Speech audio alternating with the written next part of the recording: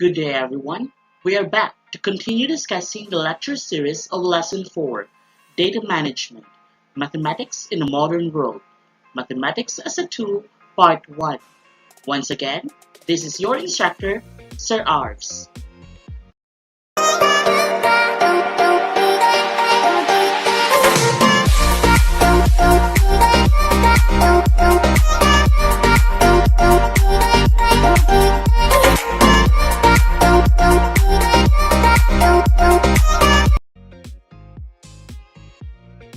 Previously, we had discussed 4 lesson coverage: basic statistical concepts, measures of central tendency, measures of dispersion, and measures of relative position. Now, we'll be discussing lesson coverage 5, probability and the normal distribution. Whenever we are unsure about the outcome of an event, we can talk about the probabilities of certain outcomes. It is how likely they are to happen. The analysis of events governed by probability is called statistics.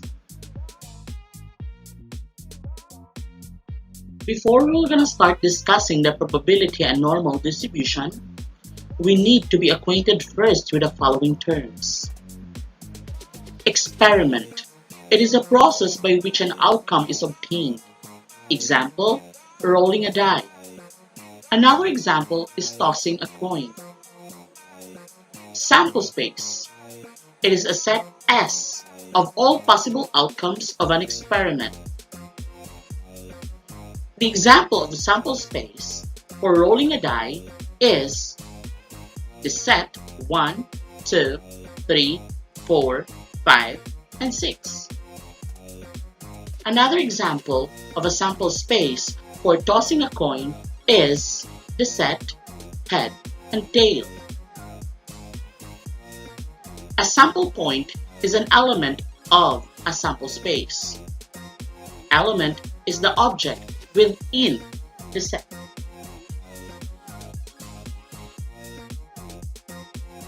A subset of a sample space is called an event. Simple events are those events with one outcome. If there are 2 or more outcomes, it is called compound event. Example, event 1, an even number is rolled.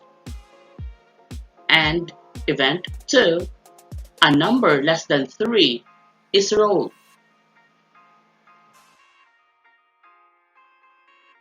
There are 2 types of events. 2 events are found to be mutually exclusive if they have no sample points in common.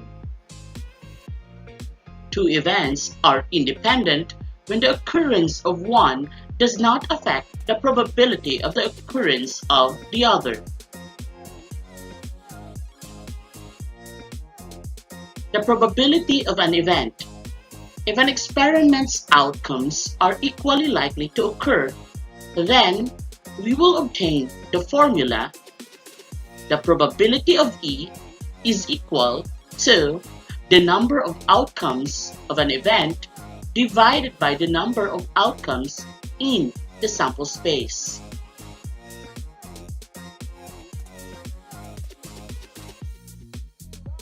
The probability of flipping a coin. What is the probability of the coin landing on heads? Now, the probability of obtaining head is equal to the number of outcomes in a certain event divided by the number of outcomes in the sample space. Now, the number of outcomes in an event is equal to 1. 1 because there is only one head in a coin. The number of outcomes in the sample space is 2 because we have the head and the tail. Therefore, the probability of an event is denoted by 1/2. 1/2, which is equal to 0.5, or 50%.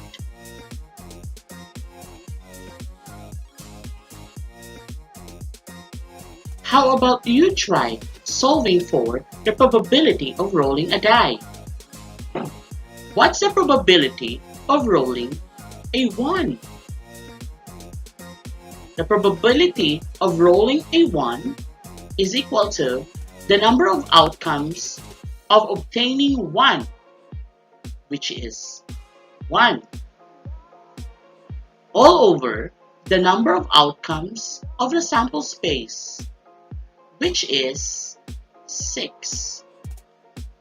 Therefore, the probability of rolling a 1 is equal to 1 over 6.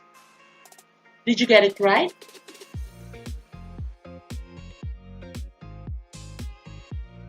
Now, let's go solving for the probability of rolling a 1 or a 6.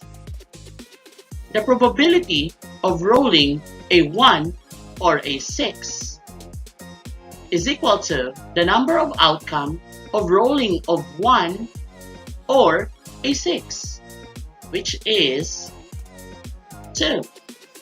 You may be able to get 1 or 6, and the number of sample space is still 6. Therefore, the probability of rolling a 1 or a 6 is 2 over 6, or 1/3.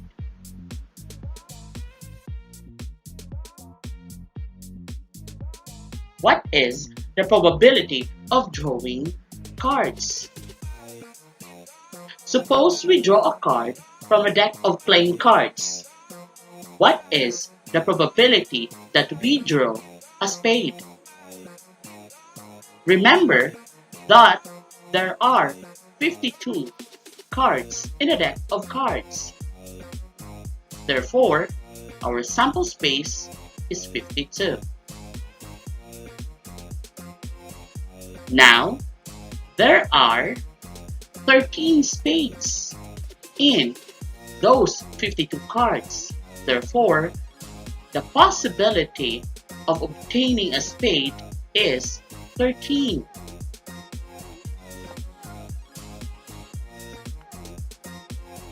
Now, the probability of obtaining a spade is 13 over 52,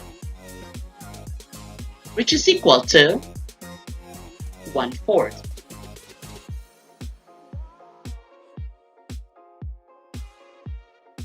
Always remember, the probability of an event A is often written as the probability of A. The probability of an event can only be between 0 and 1 and can also be written as a percentage. If probability of A equals 0, event A will almost definitely not occur. If probability of A is close to 0, there is only a small chance that an event A will occur. If probability of A is close to 1, there is a strong chance that an event will occur. If probability of A equals 1, event A will almost definitely occur. The sum of probabilities of all possible events should always be equal to 1. The fundamental counting rule. In a sequence of n events in which the first one has k sub 1 possibilities and the second event has k sub 2 and the third has k sub 3 and so forth, the total number of possibilities of a sequence will be k sub 1 times k sub 2 times k sub 3 and so on until k sub n. Note In this case, "and" means to multiply. Many times, a person must know the number of all possible outcomes for a sequence of events. To determine these number, three rules can be used. The first rule will be the fundamental counting rule. Example: tossing a coin and rolling a die. Tossing a coin, you may obtain head or tail. Rolling a die, you may obtain 1, 2, 3, 4, 5, and 6. The possible outcomes of this scenario are head, then 1, head, then 2, and tail, head, then 3. You may also get tail, then 1, tail, then 2, and tail, tail, then 3. You can see that there are 12 possible outcomes. To easily get 12, you may use the fundamental counting rule. That is, multiplying the two outcomes. The outcomes of tossing a coin is 2, that is head or tail. The outcomes of rolling a die is 6. That is 1, 2, 3, 4, 5, and 6. 2 times 6, you will get 12.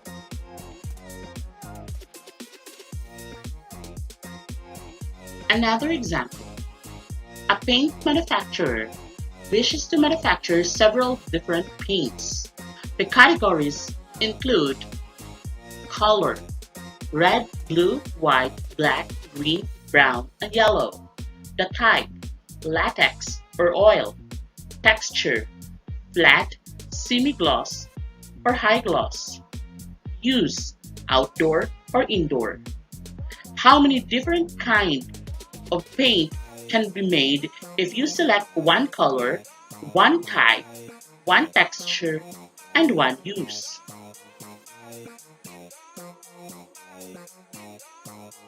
For you to solve this easily, remember that there are 7 colors, 2 types, 3 textures, and 2 hues. All you have to do is to multiply them.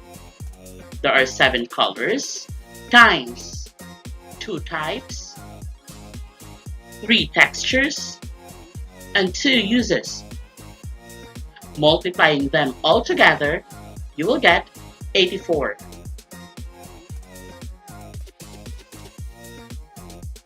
Another special notation that you have to remember is a factorial notation. For any number n factorial is equal to n times the quantity n minus 1 times n minus 2 times n minus 3 times n minus 4, and so on until 1. Note that 0 factorial is equal to 1.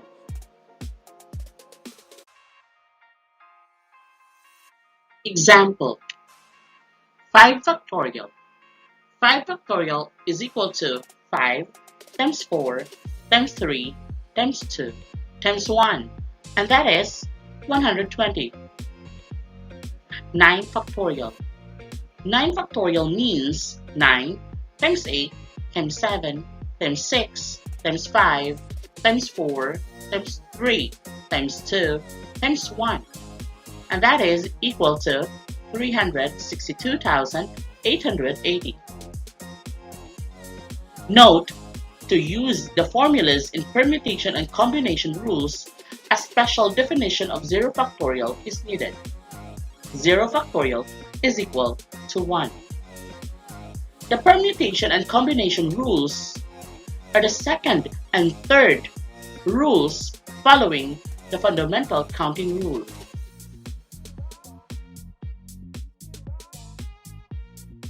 The permutation rule.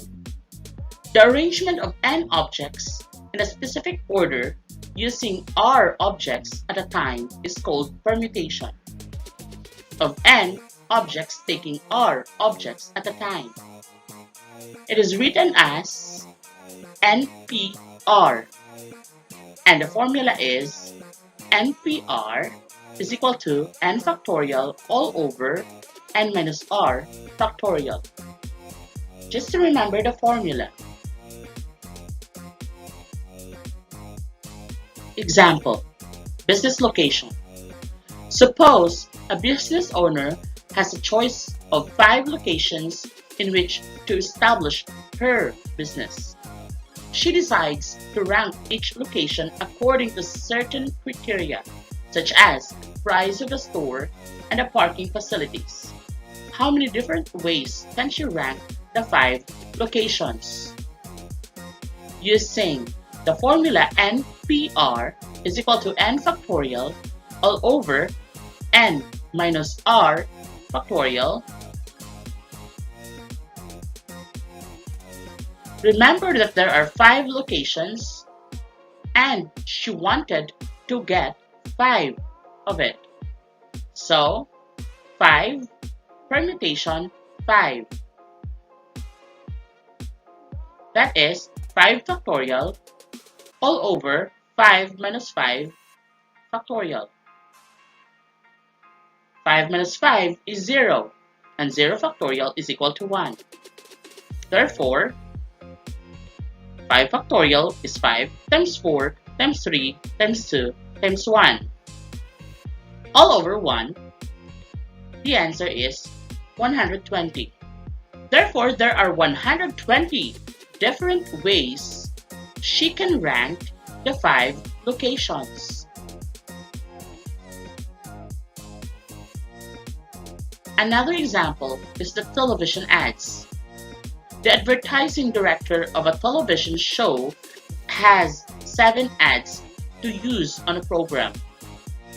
If she selects one of them from the opening, the show, and one for the middle of the show, and one for the ending of the show, how many possible ways can this be accomplished? Remember that there are 7 ads and you have to take 3. So 7 permutation 3 is equal to 7 factorial all over 7 minus 3 factorial. 7 minus 3 is equal to 4. Therefore, 7 factorial means 7 times 6 times 5 times 4 factorial. 4 factorial means to continue. All over 4 factorial. 4 factorial means 4 times 3 times 2 times 1, but still can be deleted. So 7 times 6 times 5 is equal to 210. There are 210 ways this can be accomplished. The combination rule. A combination is a selection of all parts of a set of objects without regard to the order in which they were selected. The number of combinations of n objects taken R at a time is denoted by NCR. Order doesn't matter and repetition is allowed.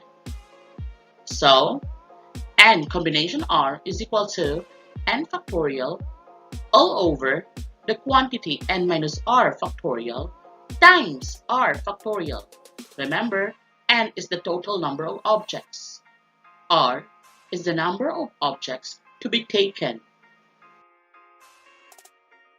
Example, how many different ways can you select 2 letters from the set of letters X, Y, and Z? There are 3 letters and you have to take away 2. Therefore, 3 factorial all over 3 minus 2 factorial times 2 factorial.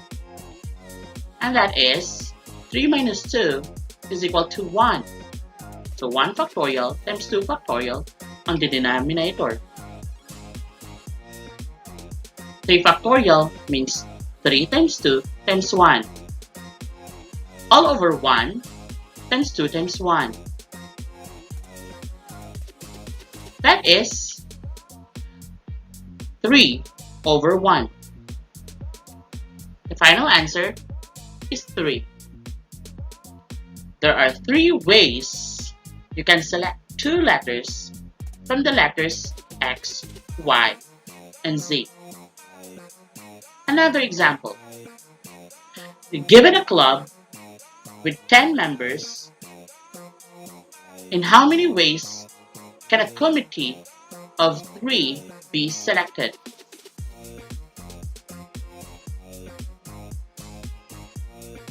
There are 10 members, and you have to select 3.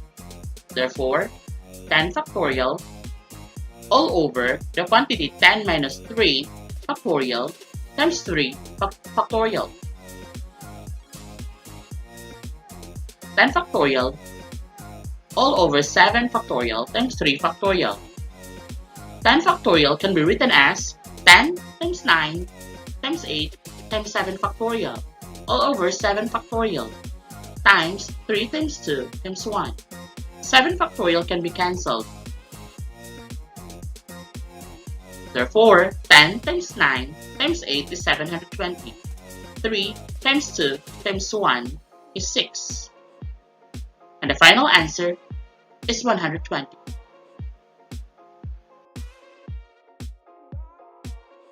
Another example. A store has 18 different fruit juices and 16 different carbonated drinks in the cooler. How many possible combinations if one should buy one from each drink?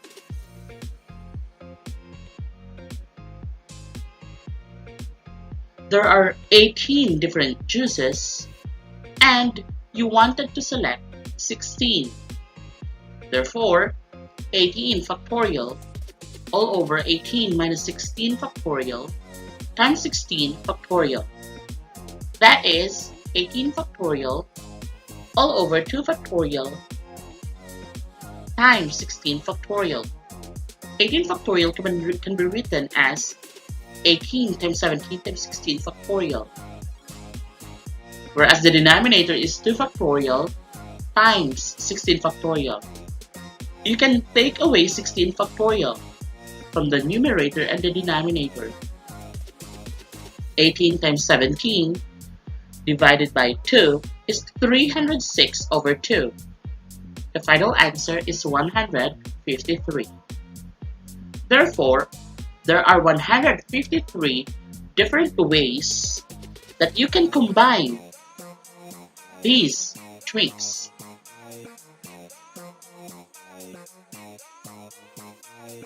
The normal probability distributions. A function which assigns a number to each element of a sample space is called random variable. There are 2 types of variables. That is, the discrete and continuous. Remember that a variable can be classified into qualitative and quantitative.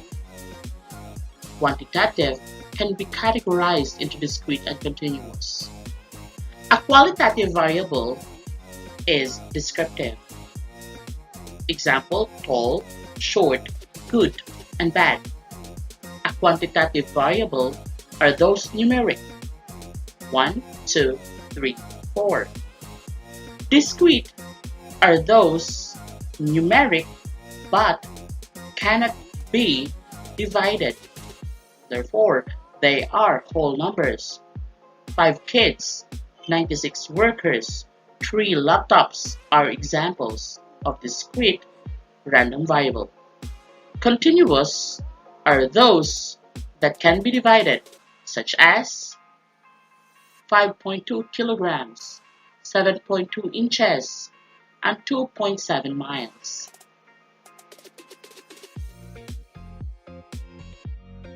Determine if the given statement is discrete or continuous. The number of students in a certain section of a statistics class. It is discrete. The height of students in a statistics class. It is continuous. The price of the face shields in the market. It is continuous. The temperature of a person. It is continuous. The distance from City of Carmen to Cebu City. It is still continuous. The normal distribution. The graph of the normal distribution depends on two factors, the mean and the standard deviation. This time, we will be dealing with the population mean and the standard deviation. The population mean is denoted by the symbol mu, and this population standard deviation is denoted by the symbol sigma.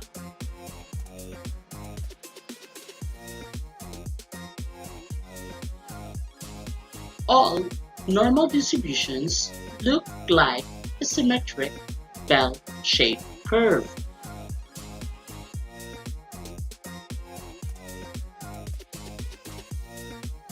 It has a shape often referred to as bell curve.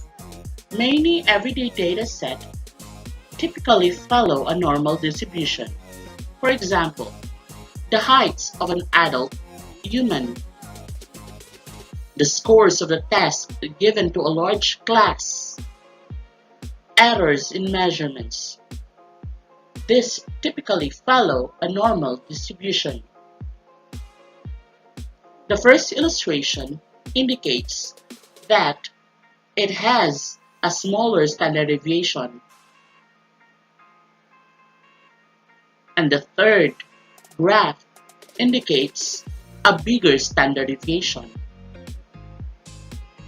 Although the three graphs are considered to be a normal distribution, yet they differ on the standard deviation. The bigger the standard deviation is, the more scattered the scores are.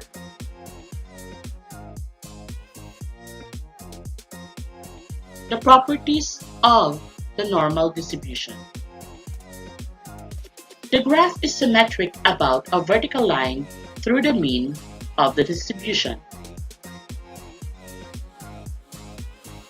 The mean, median, and the mode are equal and are at the center of the distribution.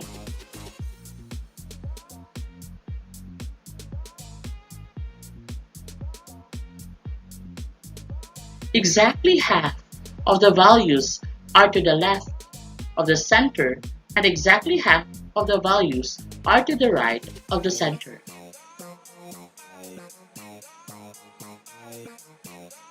Areas under the curve that are symmetric about the mean are equal. It is continuous. Therefore, there are no gaps. And the total area under the curve is 1 or 100%.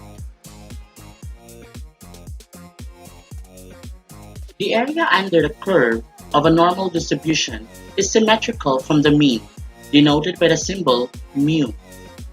It simply means that 50% of the data is found to the left of the mean, and the other 50% is on the right of the mean. If there are 34% on both sides, it simply means that 68% of the data is found in between this region. Adding up 13.5% on both sides will give us 95% of the data.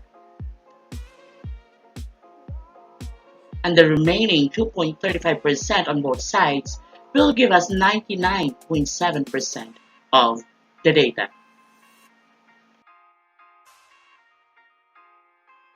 What if the normal distribution is said to be standard? This means that the mean is at to 0 and the standard deviation is 1. Standard deviation is the calibration of the points under the normal curve. The standard normal distribution is a normal distribution of standardized value called z-scores. Z-score. A z-score is measured in units of standard deviation. The z-value or z-score is actually the number of standard deviations that a particular x value is away from the mean. In solving the z-score, you will gonna use this formula. Z is equal to x minus mu all over standard deviation.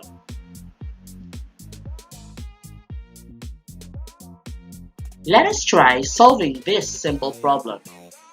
The data set has a mean of 75 and a standard deviation of 40.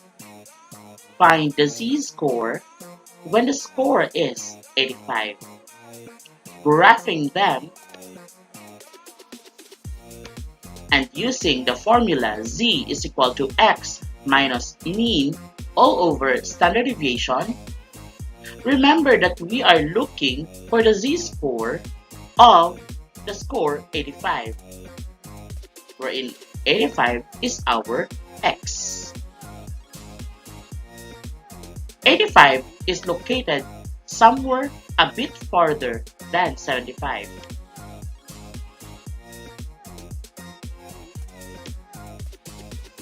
Now, making use of the formula, 85 minus 75 all over 40.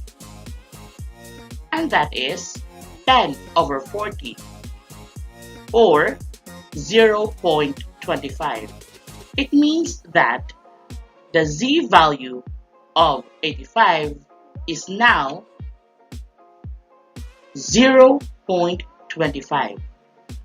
And as you can see, the 2 points are in the same location.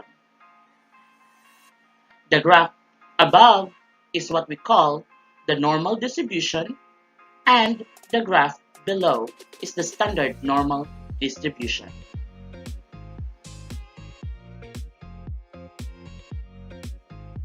How about you try answering the second example? Raul has taken 2 tests in his chemistry class. He scored 72 on the first test, for which the mean of all scores was 65 and the standard deviation was 8. He received 60 on the second test, for which the mean of all scores was 45 and the standard deviation is 12. In comparison to other students, did Raul do better on the first test or the second test? You try solving this. I'll give you 30 seconds.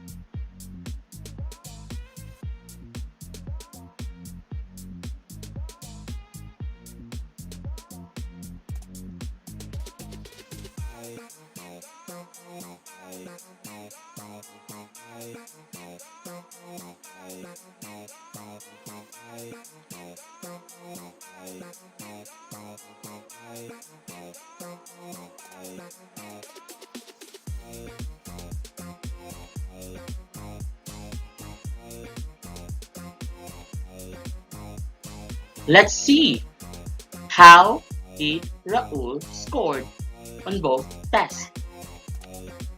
The first test, Raul got 72, and the z-score of it is equivalent into 0.875. That is located near 1.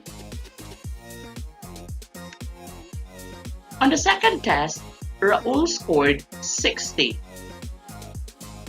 and that is equivalent to 1.25, near 1 but farther than the first one. It simply means that Raul scored better on the second test. Even Raul got 60 compared to 72, the mean of both scores are different. 45 was the mean on the second test and 60 was the mean of the first test. The standard deviation of the first test was 8 and then the standard deviation of the second test was 12.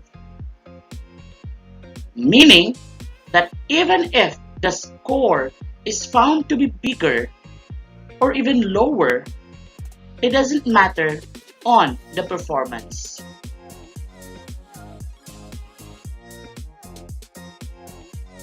It seems that we have the idea on finding the standard normal distribution. How about let's find the areas under the curve? There are various steps to follow. The first one was to the left of any z value.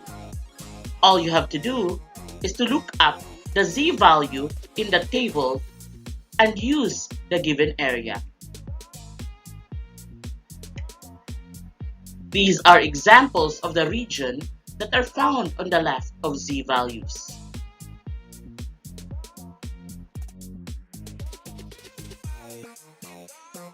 The second one, to the right of any z value. Meaning that the shaded region is on the right. All you have to do is to look up the z value and subtract from 1.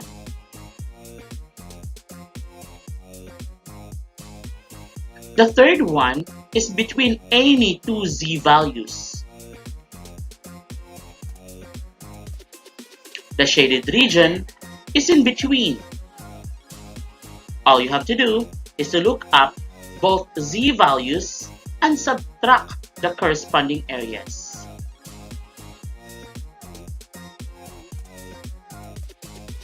This is the standard normal probability table. For you to get this table, just copy and paste the link above on your browser. You may download it.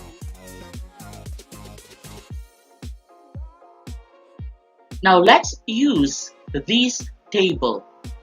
Find the area to the left of z value of 1.39.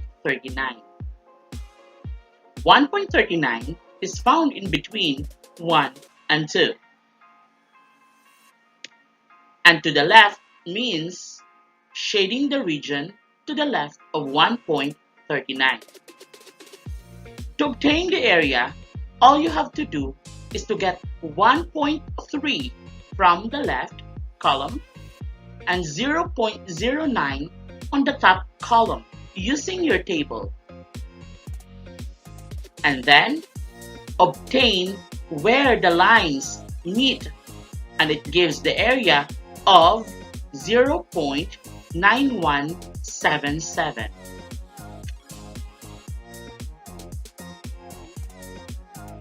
So the area now is 0.9177 or 91.77%. It means that there are 91.77% of z-scores less than or equal to 1.39. It makes sense because remember that the half of the area is 0.5 and that is equivalent into 50%. And 91.77 is way bigger than 50%.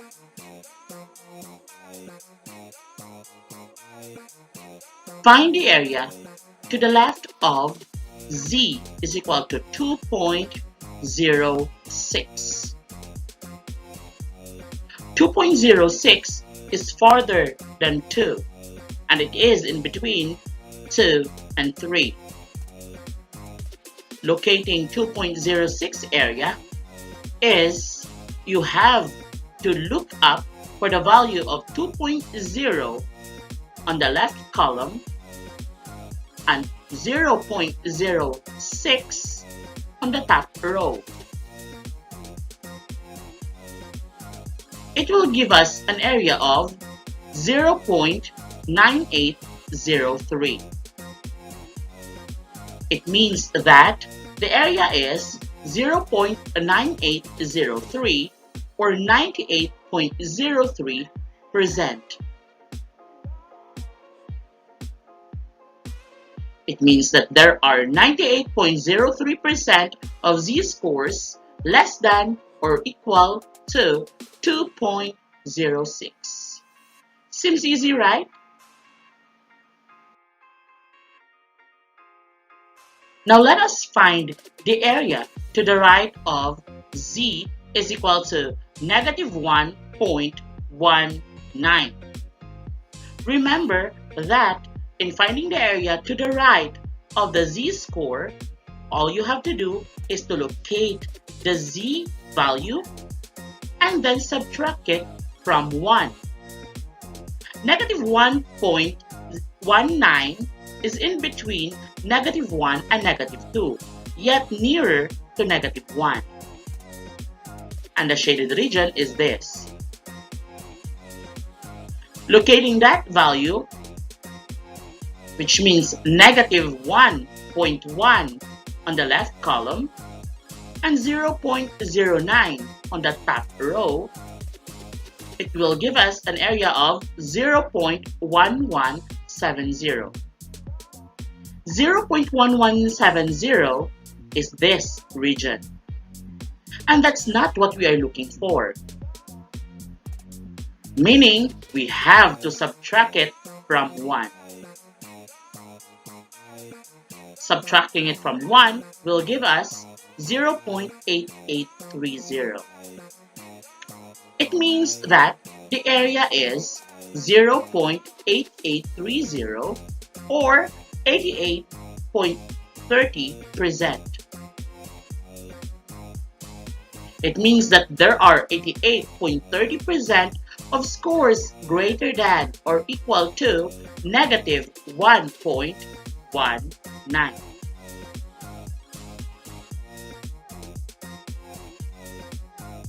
Find the area between z is equal to negative 1.37 and z is equal to 1.68. This one will use the third rule, which states that you have to look up for the values of both z values and subtract them. Negative 1.37 is found in between negative 1 and negative 2. 1.68 is in between 1 and 2. Negative 1.37, looking up this value on the table, locate negative 1.3 on the left column and 0.07 on the top row. And you will get 0.0853.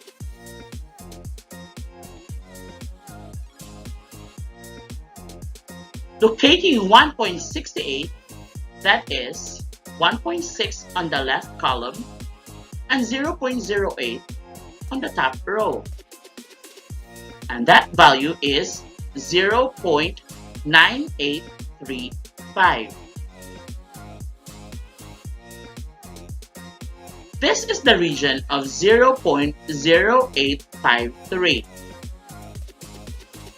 And the 0.9535 is this region. Finding the shaded region, all you have to do is to subtract 0.0853 from 0.9535. It will give us a value of 0.8682 or 86.82%.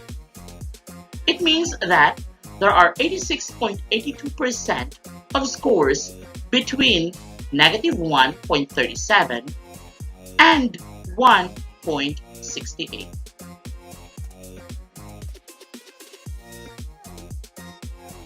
Now let's make use of the normal distribution curve as a probability distribution curve.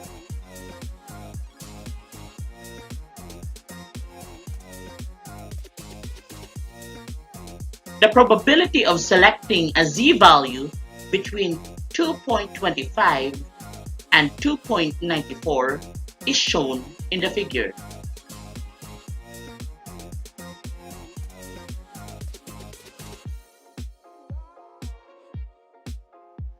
Find the probability of any z-value between 0 and 2.32.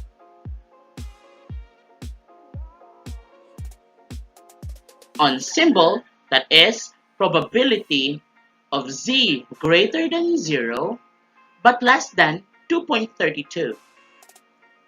And that is 48.98% using the third rule. Remember, the third rule is find the values of each z-scores and subtract them. Note, in a continuous distribution, the probability of any exact z-value is 0, since the area would be represented by a vertical line above the value. But vertical lines, in theory, have no area. So, probability of z greater than or equal to A, but less than or equal to B is just the same as the probability of z greater than A or less than B. The whole area from 0 until 2.32 is 0.9898. And the area half from 0 to the left is 0.5, which give us the area of 48.98%.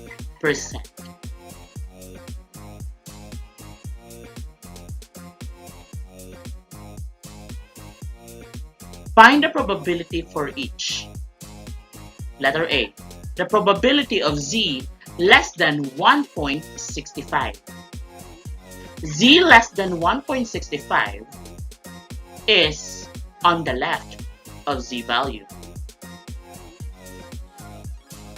The area is 96.05%. Rule number 1. Letter B. Probability of z greater than 1.91. Greater than is found on the right. So the area is 2.81%. Seems easy, right? And there you have it. The probability and the normal distribution. Lesson coverage 5. Thank you for listening and see you on the next lesson coverage. Bye!